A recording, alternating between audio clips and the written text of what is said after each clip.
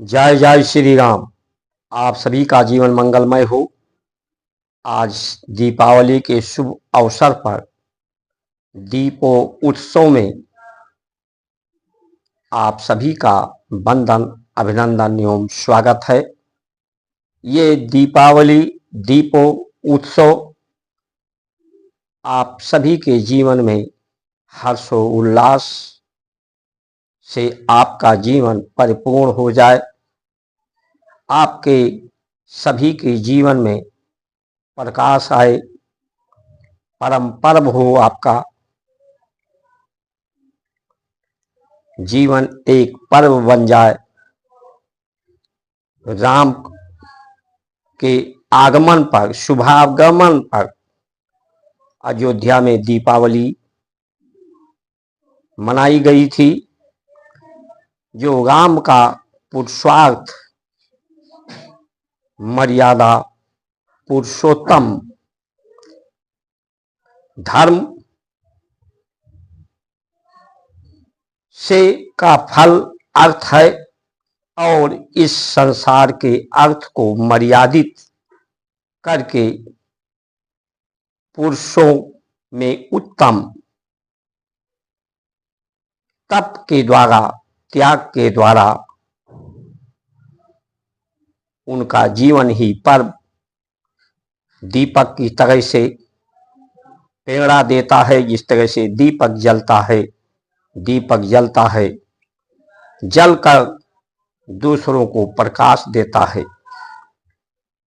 संसार के विषाणु कीटाणुओं को नष्ट करके प्रकृति को स्वच्छ और निर्मल बनाता है। उसी तरह से सभी के जीवन में, जीवनचर्या आचरण में श्री राम का आचरण, चरितार्थ, पुरुषार्थ, संसार के अर्थ माया को मर्यादित करने में सब समर्थ हो, तब ये दीपावली दीपो उत्सव मनाना सार्थक होगा। हिंदू के जितने व्रत, पर्व, त्योहार, संकल्प, संस्कार हैं, वो शुद्धता के आधार पर हैं, पवित्रता के आधार पर हैं। संसार का जो अर्थ है वो पृथ्वी का अर्थ ये शरीर है, इंद्रियां हैं, इनमें दोष है, कलमश है, राग है, शोक है, संशय है। इसीलिए इसमें वाद है, वाद यानी बीमारी, और विवाद है। संसार में विवाद का कारण यही संसार का ये स्वार्थ है।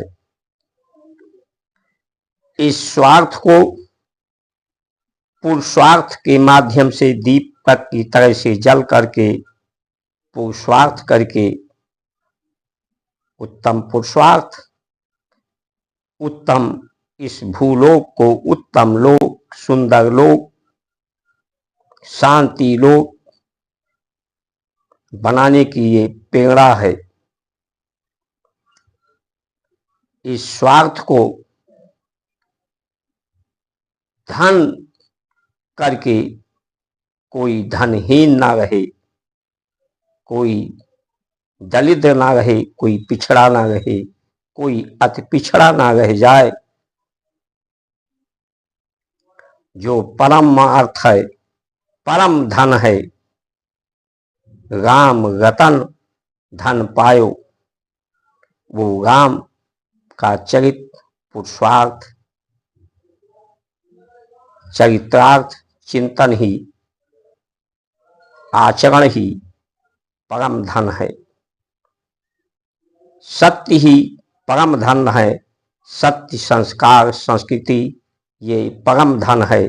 संसार के अर्थ को इस परम धन से जोड़ करके परमार्थ सब में हो, पुरुषार्थ सब में हो, परम गति हो, परम उन्नति हो, परम प्रगति हो, परम शांति, सौहार्द, परम सुख सबको प्राप्त हो। भारत की संस्कार संस्कृति सभी वाद विवाद का निवारण करके संवाद को स्थापित करती है। यहाँ वाद और विवाद का कोई स्थान नहीं है। हिंदू संस्कार संस्कृति पूरे विश्व जगत के लिए शुभकारी है। इसका शुभागम है, समागम है। इसका जो विरोध करे, इसकी व्यवस्थाओं को जो विरोध करे, वो दुर्भाग्यशाली ही हो सकता है। जो इसे स्वीकार करके ही सौभाग्यशाली और जीवन धन्य धान्य हो सकता है, धन्य धन्य हो सकता है, धन्य भागी हो सकता है। इस अर्थ को, संसार के अर्थ को धन करने के लिए ही गौ के साथ, गौ को धन कहा गया है। गौ माता से संसार के अर्थ, अन्न को जोड़ा जाए, पृथ्वी को जोड़ा जाए, विचारों को, व्यवस्था को विद्या से जोड़ा कर जड़ के विद्यादान, गौदान के द्वारा विचारों को सुंदर किया जाए, व्यवस्था को सुंदर किया जाए, नीतियों को सुंदर किया जाए।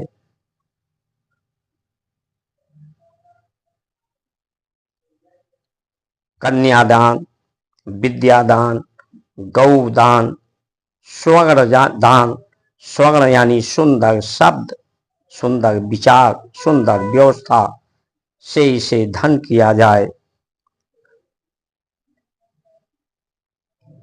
यही भारत की परंपराएं हैं।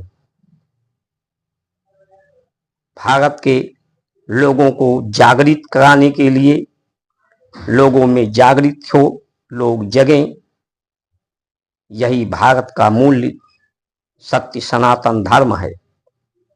क्योंकि ये शरीर, ये इंद्रियां पृथ्वी का सार है, पृथ्वी का अर्थ है। इसलिए इसमें सुषुप्ता अवस्था रहता है, इसमें अवसाद होते हैं, विषाद होते हैं, प्रमाद होते हैं। इसमें चेतना का जागरण हो, लोग सचेत हों। इसीलिए युग परिवर्तन होता है, परमात्मा का आगमन होता है। जब चित्त वृत्तियों का, संसार के अर्थ का से जो वृत्तियां हैं उनकी निवृत्ति होती है, तब सत्य वृत्तियों का प्रादुर्भाव होता है, सत्य वृत्तियों का समागम होता है। संसार के जितने पद हैं, पदों में को जब सेवा से, निष्काम सेवा से, सत्कार से जोड़ा जाता है, तब इसमें ये पद परम पद हो जाते हैं। इसमें शुभागम होता है, स्वागतम होता है। इसलिए आइए, ये जो हिंदू के पर्व त्योहारों पर जो पत्थरबाजी हो रही है, ये जो कर रहे हैं वो दुर्भाग्यशाली हैं। जिस दिन लोगों को भारत की संस्कार संस्कृति के धन को, अर्थ को, संसार के अर्थ को इस धन से जोड़ करके सिद्ध किया जाएगा, संसार में कोई भी ऐसा व्यक्ति नहीं बचेगा जो इसका सत्कार ना करे, जो इसका खुले दिल से स्वागत ना करे। आज तमाम संत लोग, नेता लोग हिंदुओं को संगठित करने की बात करते हैं कि हिंदू बटेगा तो कटेगा। बटा है, भविष्य में तब भी कटा है, अब भी बट रहा है, लेकिन ये देखना होगा कि ये हिंदू क्यों बटा था, तब कटा था, आज क्यों बट रहा है। आज की हमारी जो व्यवस्थाएं हैं, चाहे वो संविधानिक व्यवस्थाएं हैं, चाहे प्रशासनिक व्यवस्थाएं हैं, शासनिक व्यवस्थाएं हैं, राजनीतिक व्यवस्थाएं हैं, स्वास्थ्य व्यवस्थाएं हैं, न्याय व्यवस्थाएं हैं, ये भेदभाव पूर्ण है, मतभेद पूर्ण है। हिंदू के मंदिरों के दान का पैसा सरकार लेती है, जबकि इस दान का पैसा संसार के अर्थ को धन करने के लिए, विद्यादान के लिए, गौशालाओं के लिए, आयुर्वेद के लिए प्रयोग होना चाहिए। मंदिर हमारे मन को मंदिर बनाने के लिए, हर घर को मंदिर बनाने के लिए हैं। सभी को संस्कार संस्कृति से धन करने के लिए, से जोड़ने के लिए हैं। इसका सदुपयोग होना चाहिए। हिंदू बोर्ड होना चाहिए, जिससे पारिवारिक जो वाद है उसको हिंदू बोर्ड, हिंदू संस्कार संस्कृतियों से उसका समाधान करे, समागम करे। तो हिंदुओं के संस्कार संस्कृति से भेदभाव ये हमारा संविधान करता है, जात पात पर आरक्षण के नाम पर बांटता है। आरक्षण की नीतियां अगर सही होती तो 50% आरक्षण की बात आज से, जब संविधान बना था, देश आजाद हुआ था, तब से इसकी आवश्यकता महसूस हुई थी। तो आज ये प्रतिशत 50 से घटकर 10%, 5% पे रह जाता तो इसे माना जाता कि ये नीतियां लोगों के पिछड़ेपन, अति पिछड़ेपन, दलित को मुख्य धारा में लाने के लिए उचित मार्ग है। लेकिन आज तो 50% से बढ़ा करके इसे लोग 60%, 70%, 75%, 85% करना चाहते हैं। ये सिद्ध होता है कि ये नीतियां लोगों को सिर्फ पिछड़ेपन, अति पिछड़ेपन, दलित रहने का, इन्हें बनाए रखने का अधिकार देता है। इनका पिछड़ापन, दलितपन, अति पिछड़ापन दूर करने की इनमें नीतियां, उचित व्यवस्था नहीं है। ये सिर्फ राजनीतियों के रोटी सेकने का एक माध्यम है। 45 वर्ष हो गए कश्मीर में आतंकवाद को। ये कैसा पुरुषार्थ है भारत का। सन 71 में जब भारत की परिस्थितियां इतनी सशक्त नहीं थी, तो पाकिस्तान को के 2 हिस्से फाड़ करके उनकी लाखों सैनिकों को समर्पण करने पर यहाँ के सैनिकों ने, यहाँ के राजनयिकों ने मजबूर कर दिया था। तो आज नेताओं को सबसे पहले जनता के बीच में जाएं तो इन्हें पूछना चाहिए कि हमारे जो नेता हैं उनका व्यवहार कैसा है, लोगों को, सभी को संगठित करने में लगे हैं कि नहीं, ईमानदारी से, जिम्मेदारी से, समझदारी, बहादुरी से समस्याओं का समाधान दे रहे हैं कि नहीं। तो ये नेतागण, अधिकारीगण तो श्रेष्ठ हैं, कम से कम यही दीपक की तरह से जलकर लोगों के जीवन में दीपक दें। ईमानदार, समझदार, जिम्मेदार, बहादुर। जब तक हमारी राजनीति, शासन प्रशासन के अंग नहीं होंगे, तब तक भारत की परंपराएं, संस्कार, संस्कृति की बात करनी और हिंदुओं को संगठित करने का व्यवहार सिर्फ बेईमानी ही सिद्ध होगी। इन्हीं वचनों के साथ आप सभी का सुमंगल कामना करते हुए जय श्री राम।